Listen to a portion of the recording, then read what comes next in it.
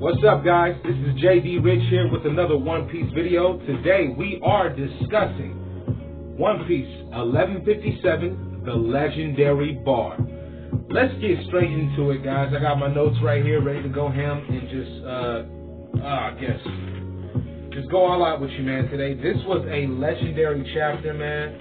As per usual. This whole flashback with the Rocks Pirates, everything going on, Elbaf, the Rocks, like, this is how we know we're in the end game. We are approaching end game so fast, but so smooth and drastically.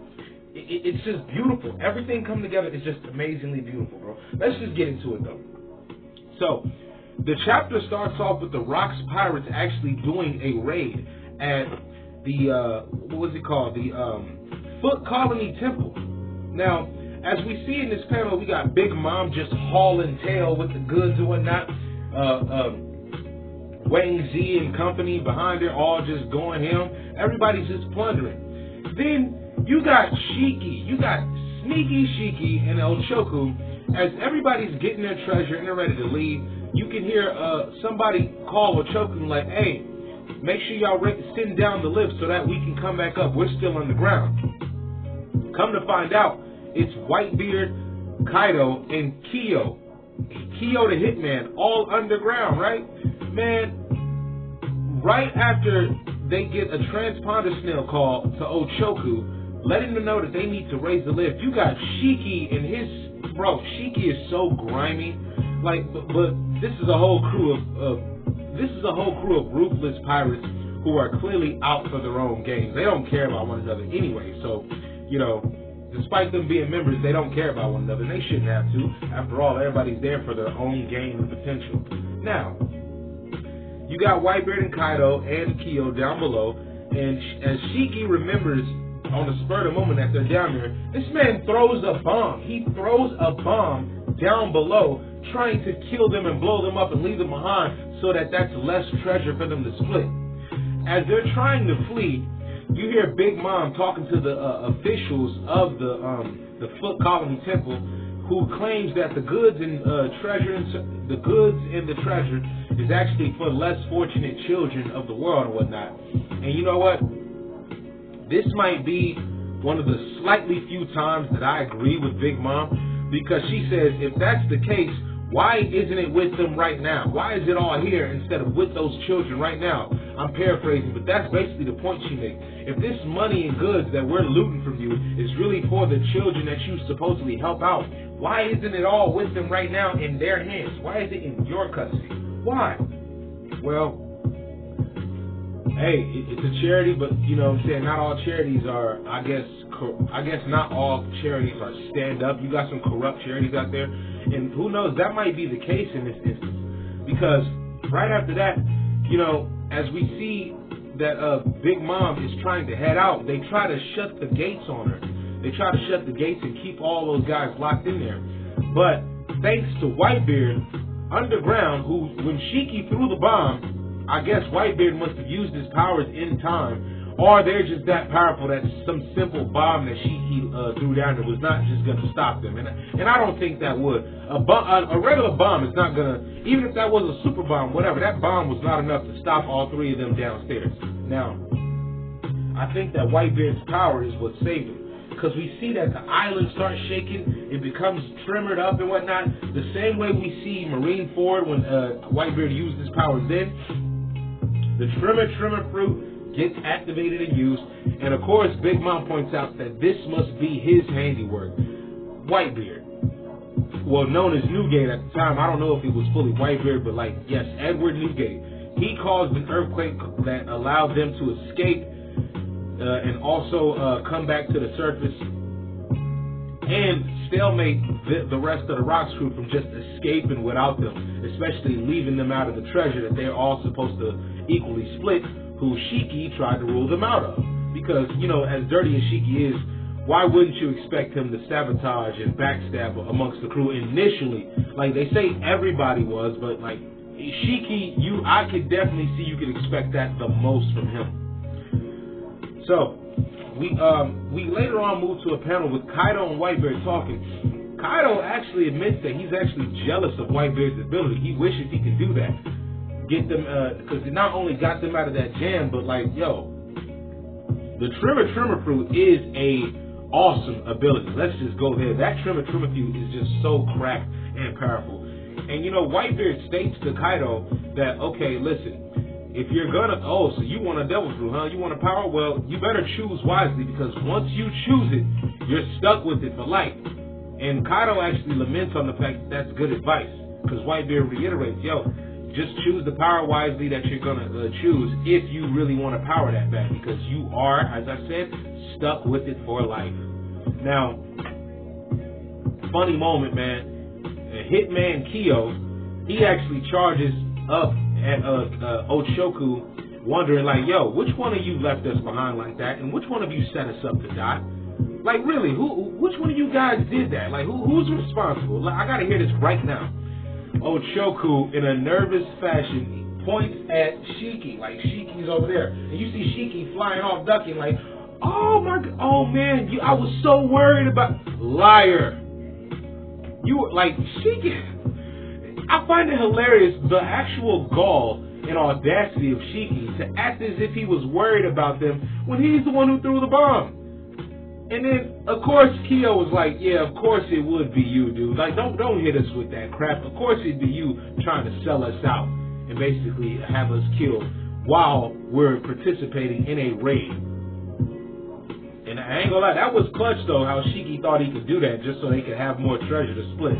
But you gotta think about it. Y'all, like, whether you all don't get along and whether you all don't really need each other, you need each other, because even though you all don't have the same aspirations, but you are selfishly loyal to your own goals amongst all of you, you guys still kind of need each other with the overwhelming strength you possess as a faction on the seas, given all the legendary exploits that they're pulling off in this chapter, man.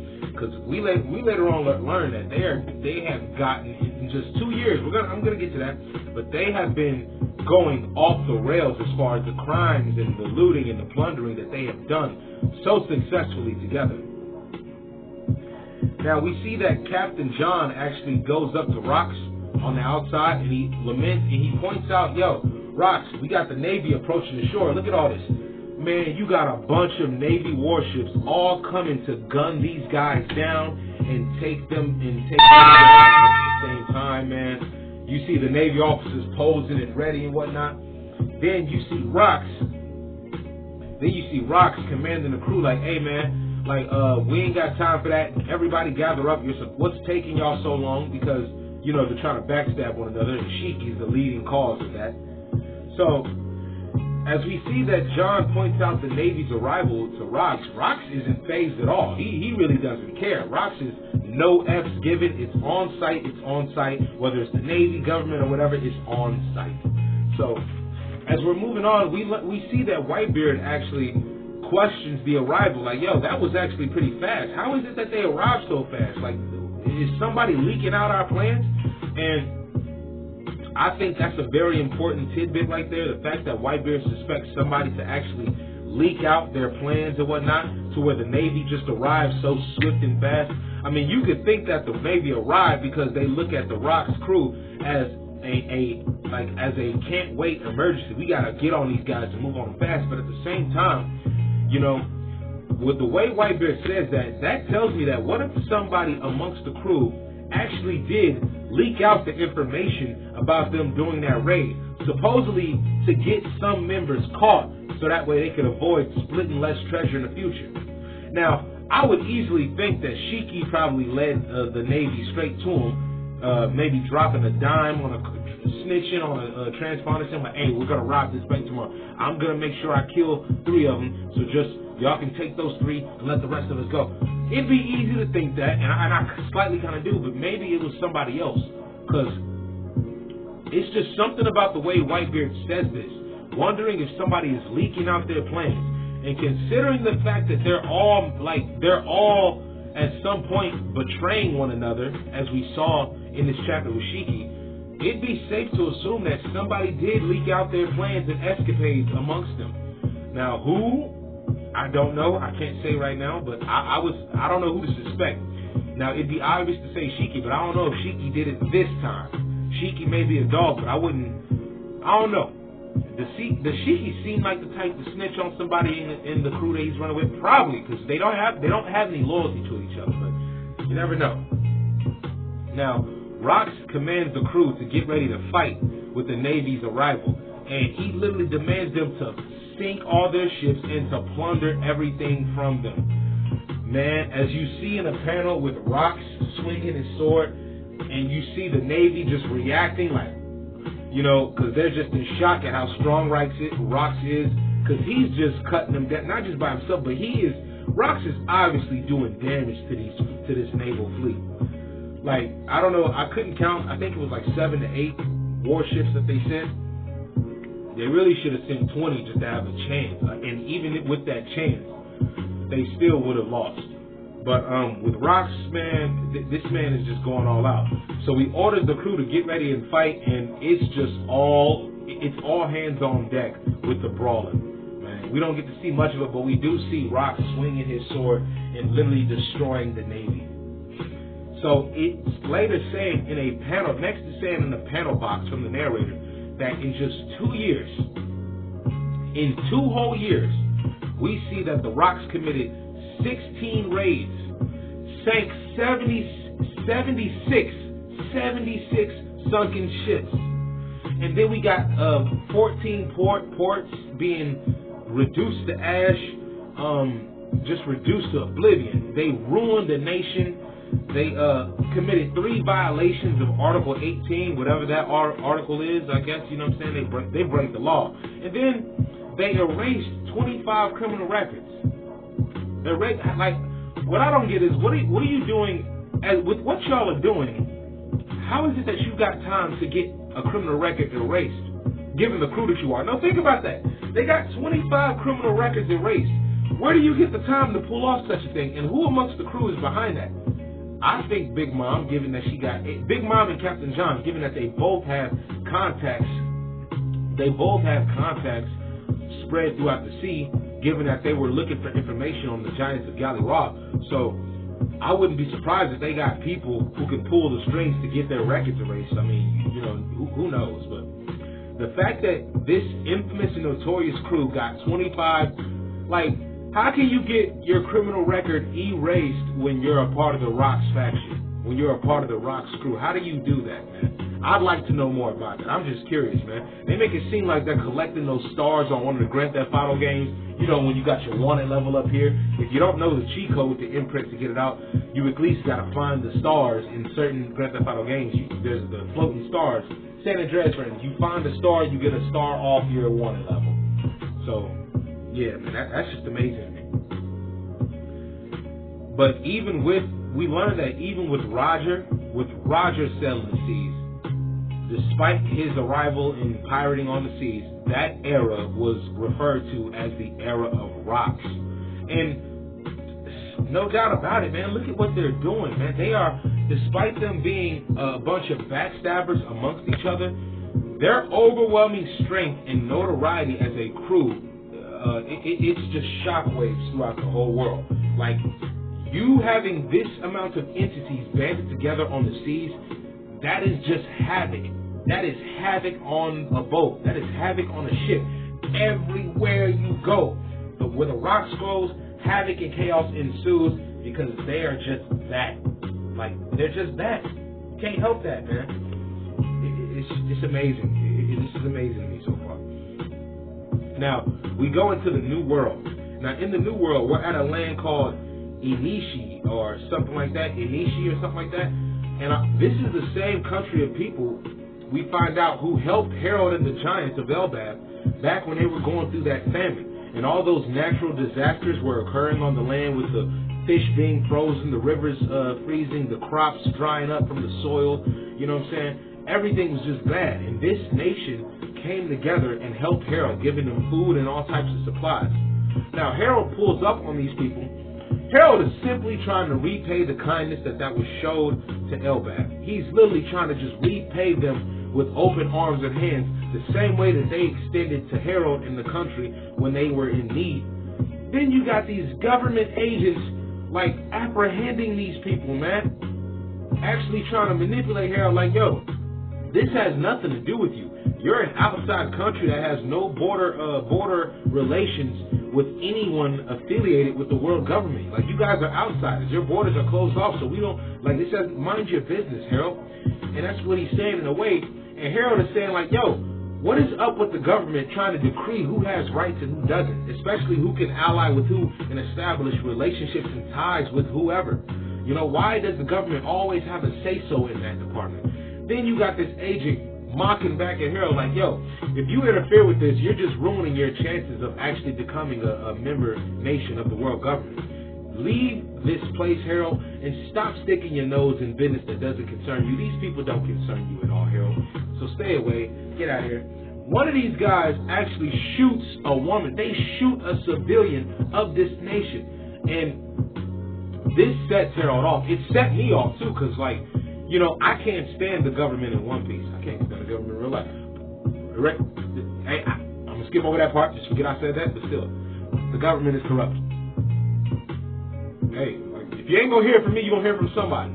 But anyway, yeah, man, this government agent takes out his pistol and actually shoots one of the citizens that actually was a part of the nation that helped Harold in Elbaf, man. This drives Harold livid. Harold, man, as he sees that, like, yo, you government officials are nothing but scum. You agents are nothing but scum. Harming these innocent people who have done nothing but help us in our time of need and are just good people in general. You subjugate them. You subjugate them to harm and captivity due to government orders. Yeah.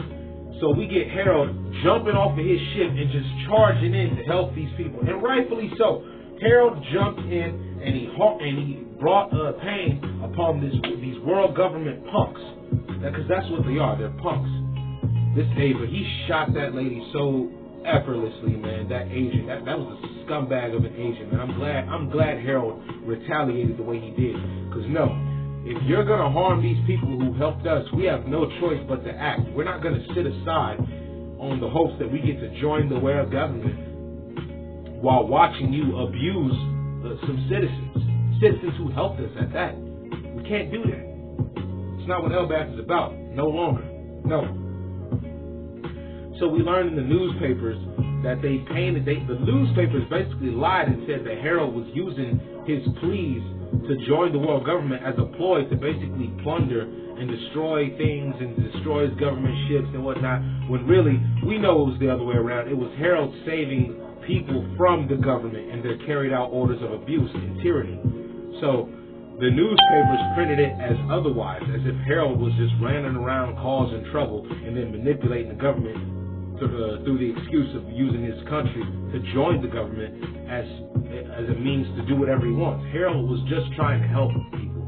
He just wanted to return the kindness that was shown to him and shown to the country. But that's the government. They play dirty. Now, as we later move on to Ida's Tavern, we see that Rox and Harold are having a drink, and Rox is telling him, like, yo, man, what do you expect? Like, what do you expect? That's the government for you, man. That's the government. Like, you can't expect any less. That's why you and your nation need to join me, man. And Harold, because Rox is still trying to recruit Harold, but also he's educating him on the fact that the government is always corrupt. No matter how good your intentions are, the government will find a way to corrupt them, corrupt your image, and corrupt you if you let them. Now, Harold refuses to join Rox, of course, even though Rox says, like, yo, you and your nation are better off joining me, Harold. I mean, look at what the government does to you. You're better off joining my flag, man, so we can fight against this stuff in a better way, in my way. Harold doesn't want to do that, of course. Also, Rox kind of pokes fun at Harold because he shaved his head. Harold actually shaved his head, and Rox is wondering, like, yo, did you shave your head so you can come off more humane, or so you can look less harming to people and whatnot? Because he wonders if it's like a custom amongst their people and race and whatnot. And I guess, I wouldn't say it is, but at the same time, Harold, more than likely, we can assume Harold did that to appear more human or humane or more sensible to people of the outside world of Elbaf, to the humans, so he could come off, yo, I'm not as harming as you guys think I am. Yes, you know what I'm saying? I know I'm Harold, but like, I'm not like how I'm not a reflection of the country's history and how we and the savages we used to be and the reputation we carried as such.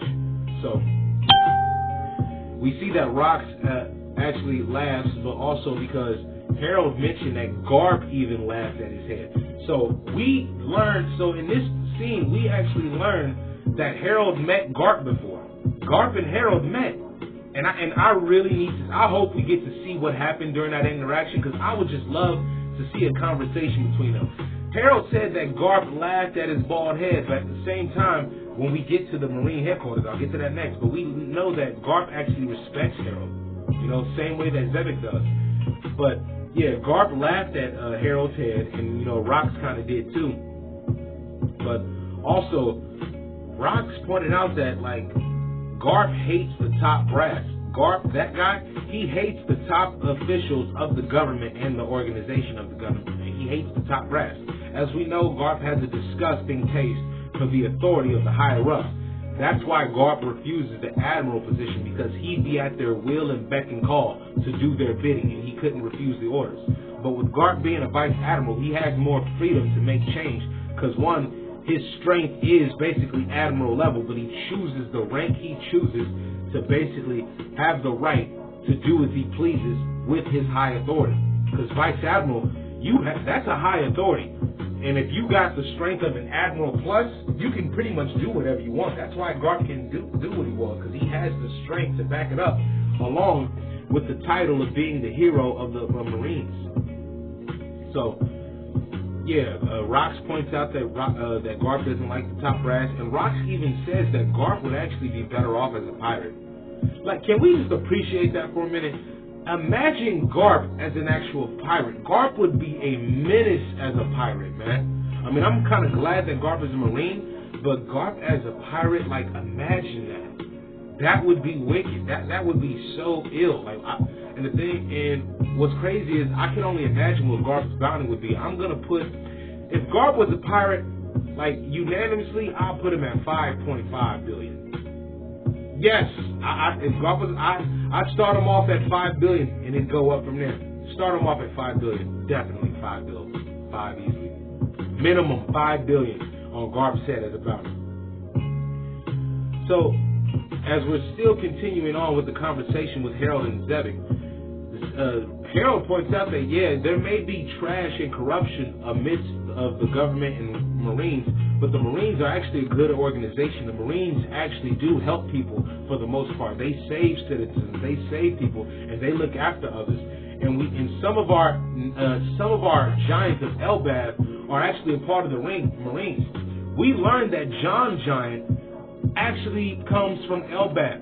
You know, the one that Whitebeard took down in Marineford? John Giant actually comes from Elbaf, as well as a couple of other giants who are not mentioned, but it's mentioned that other giants outside of John Giant actually joined the Marines and joined the Navy.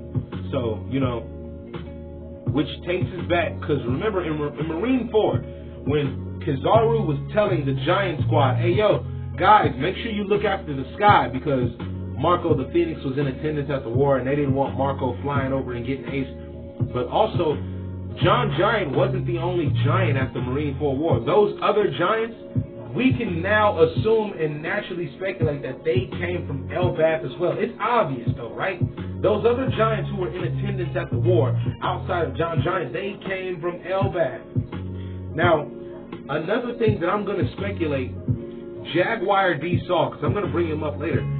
I wonder if Jaguar D. Saul actually comes from Elbaf. For real. Or does Jaguar D. Saul come from the same land that Oars came from, the continent pullers? You know? Does Oars, like, was there an island of continent pullers? Like, the race, whatever race that Oars is, I guess Oni or whatever, was there an island specifically with those type of creatures and those race of creatures on there? And if there was, did Saul come from there, or did Jaguar D. Saul come from Elbaf? I'm just curious, man, because we now know that the giants at Marineford, they pretty much came from Elbaf and they joined the Marines. because Harold still believes that if more giants were to join the Marines, they could actually make a greater difference around the world using their strength to aid to the military might of the Navy and the Marines, but also to show people that giants are not as bad as you think. You know, we care about people, we do, and we're better than the history of our country and the history of the savagery that runs within our country's history. So, you know, we get Rox then talking to Ida, telling Ida that, hey, man, you got to talk some sense into your man. Talk some sense into your boy. Get him to join me. Tell him something, Ida. Come on now. And, you know, I love this part because Ida later says, like, if Harold was my son, I would tell him to pick his friends better. Pick better friends. And then Rox, of course, takes offense, like, hey, don't take shots at me. You know what I'm saying? Don't take shots at me, man. I may be who I am, but, hey, like, you know what I'm saying? Better me than somebody else in your country trying to, you know, establish ties and relations by recruiting Harold. But yeah, Ida, I love her in this scene, man. Like, she really, I don't think she has a problem with Rox, but she also sees that Rox may be a bit of a nuisance as a friend to Harold. Maybe not that best of an influence, but hey, you know, well, that's out of her control. She can't make Harold stop being friends with Rox. It is what it is. But she tells Rox that, like, if Harold was my son, he would be picking better friends. Then you see Loki, Howard, and one of Harold's friends, I think is, what's her name? I think this might be Ripley as a kid. It's either Ripley or Gerd. It might be Gerd. So I believe it's Gerd actually trying to offer Loki a drink, and Loki's just sitting there listening in on the conversation, just bored out his mind and whatnot. But yeah, man, it's a beautiful spot. Like the fact that Rox keeps coming back to try and recruit Harold, and the fact that Harold always has a drink with Rox and eats with him and whatnot, they became, like, it's crazy how they really became friends. Like, really though, they really are. Whether Harold wants to join him or not, which is not, Harold actually does view Rox as a friend. And you see that in their interactions. Now, oh man. Let's see, what else we got? Oh, we get to the Navy headquarters. We actually see that Garp, Kong, Sengoku, Osuru are all having lunch together. They're discussing the relations between the government and the people of Elbaf. Now, it's said that if a giant was to roll over in their sleep, they would crush a person or crush the members of their units and whatnot. And on top of that, they're a liability. They're talking as if the giants are a liability because if one was to get into a real bad temper, it'd be bad for everybody around them, because who knows that if they couldn't control their temper, they'd lash out at their fellow officers if they were a part of the government and Marine. But, you know, that may just be a risk that comes to the territory of dealing with the giants. Now, as we can see, they're all eating together. This is the big three trio of the Marines. You got Osuru, Sengoku, and Garp. And they talk about Harold trying to actually join his country with the government, and they also talk about the fact that Osuru mentions that Harold is damn near getting scouted out by Rox, and Kong lays into that, saying that if that's true, then there's probably a chance we may hardly stand a chance against him. And then you got Sengoku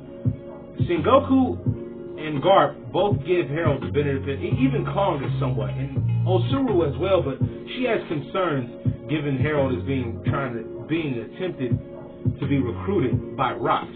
But Sengoku explains that, Harold is not trying to relive the history of their country. He's actually trying to better it, and he's a good man. Harold, despite their history, Harold isn't trying to be like the former Elbaf of old. Harold is actually trying to bring peace to his nation and just establish their nation as a nation amongst the government flag of nations. That was a lot of nations.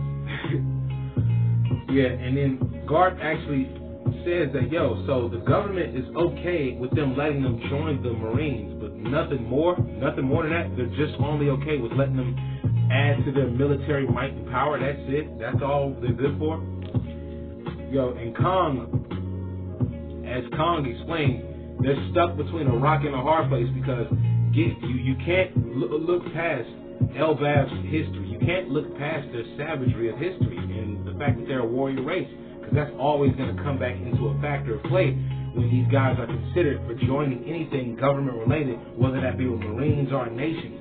You know, they're worried about the conflict that it could cause and harm it could cause on people if the giants don't act right or acquiesce to the normalcy of the human world.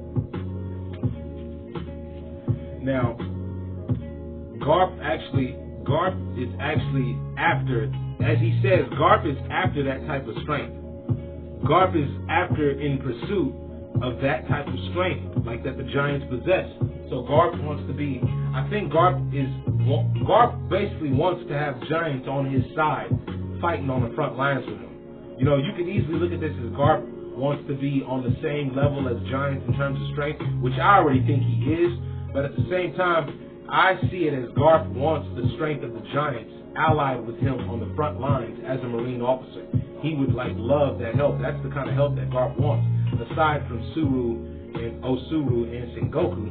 But the strength of the giants aiding the Marines, oh yeah, Garp is in pursuit of that. He wants that. I don't blame him. So, you know, Garp says that if it was up to him, Elbaf would already be a nation, and also that they need to hurry up and do it. They need to hurry up and give Harold what he wants and let him take his place as a member of the nation. Nations under government. So, as we later leave the Navy headquarters, we get news that Shaki quits the Kuja Pirates. Oh no, this is a heartbreaker right here. Shaki quits the Kuja Pirates, and the news of this spreads, and we see regular normal pirates actually reacting sad. They're like, some of them are saying like the whole reason I set sail was to get kidnapped and robbed by the Kuja Pirates, hoping to meet them. That's the only reason I set sail. And I gotta tell you, bro, that is funny, bro. You set sail so you could get robbed by the Kuja Pirates. I don't blame you. I really don't. I mean, like, you know what I'm saying? If I was facing the Kuja Pirates, I don't know if I'd let them rob me, but you know, I probably would. Who knows? I probably would. Maybe. No, I don't know. Maybe. But yeah, Shaki quits the Kuja Pirates. And the crazy thing about this is, we now know that since Shaki quit the Kuja Pirates, and you know Gloriosa left firsthand, Tree Toma, that's right, Luffy's mom, possibly Luffy's mom, Tree Toma is now the head woman in charge. She is now not only the now Empress of Amazon Lily, but she's the new captain of the Kuja Pirates. New captain, new queen of the Amazon Lilies, new Empress, and Shaki is on her way in return.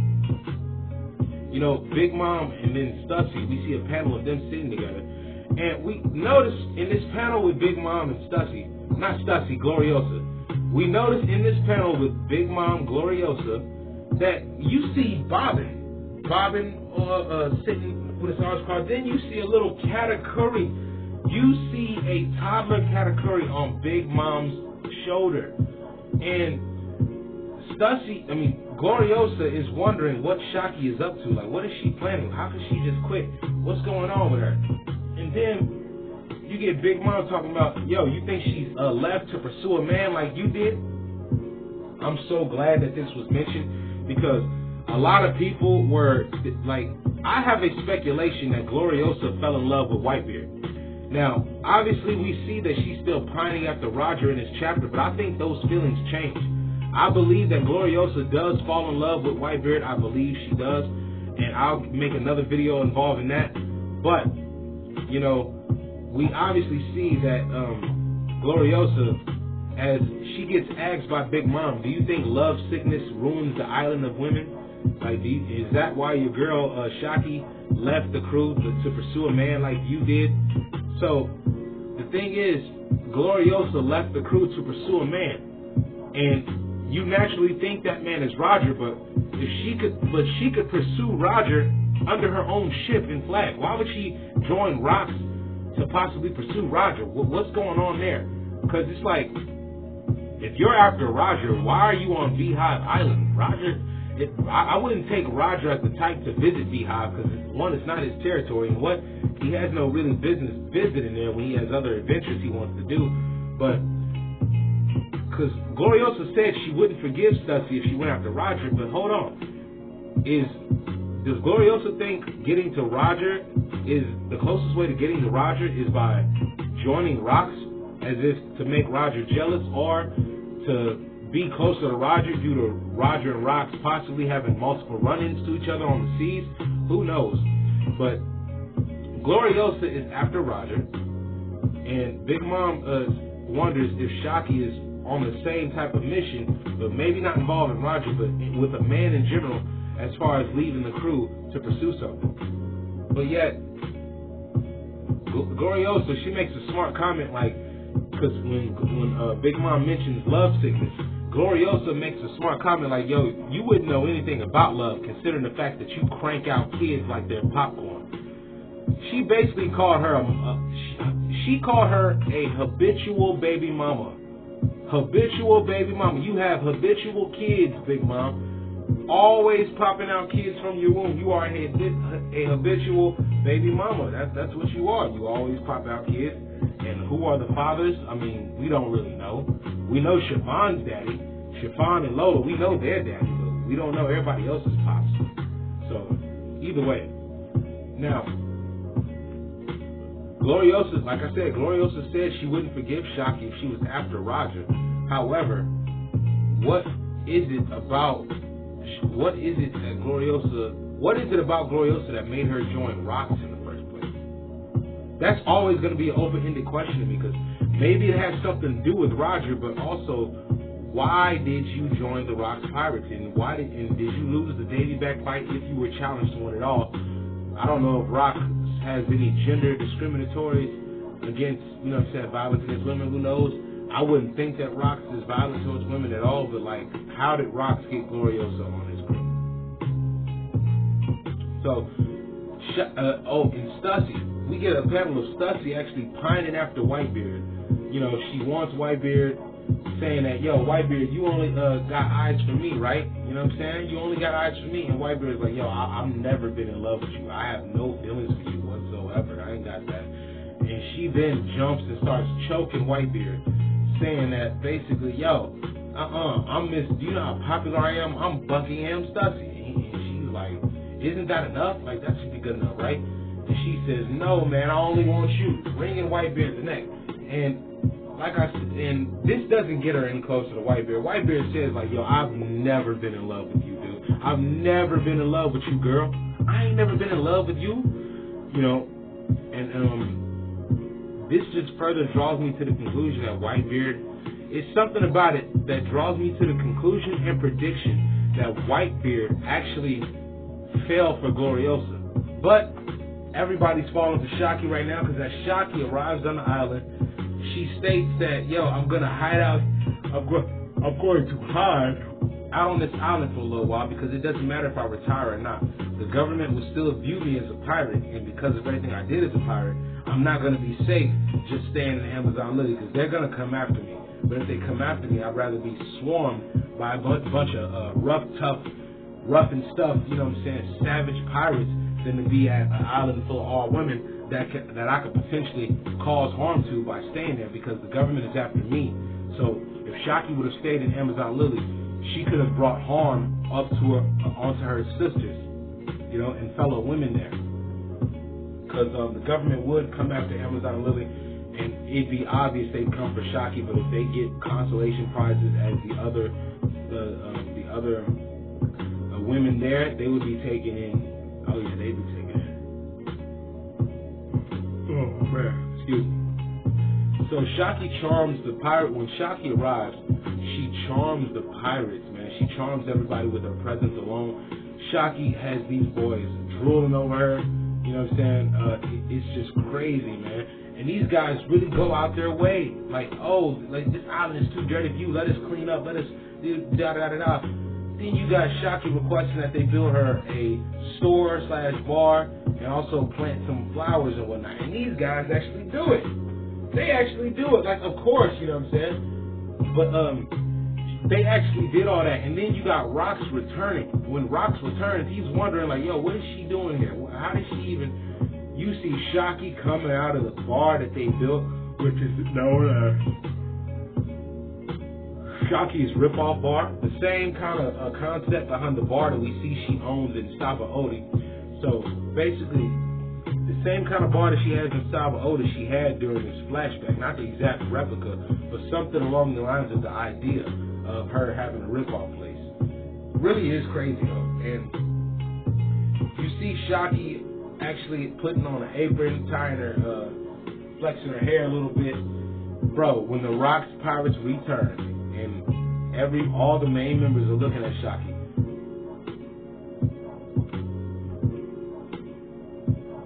Hearts everywhere, man. You got hearts everywhere amongst these guys. They really fell for it. They all fell for Shockey. They all voted for Shockey. Everybody on the island, including Zebek himself. Zebek has the words. You can see Zebek's mouth forming up, man, and then Shockey comes out the bar saying that, oh, you guys will be my first customers. Come on in. And get this. It says that it would take you a month to get inside Shockey's bar. That club is jumping. That club is jumping. You gotta wait a month to get inside the bar. You gotta wait a month to go get yourself some liquor and drink. That is insane, man. But that just shows how revered Shockey is. Not just for her beauty, but her essence and her personality and who she is as a woman, man. That woman is just revered. You can't help that. So then you get Rocks inside the bar, the rip-off bar, as well as the many others of the Rock's crew. Shockey's trying to open up a bottle. You got these guys damn near ready to fight and come to blows over who's going to help her and whatnot, who's going to help her first. It's so hilarious, man, seeing these guys act like this, because it's like, you expect them to be all serious and scary and whatnot, but these guys actually have a great sense of humanity drawn towards them to where they actually feel like they're just laughing and hanging out, and they're a whole menace to society crew.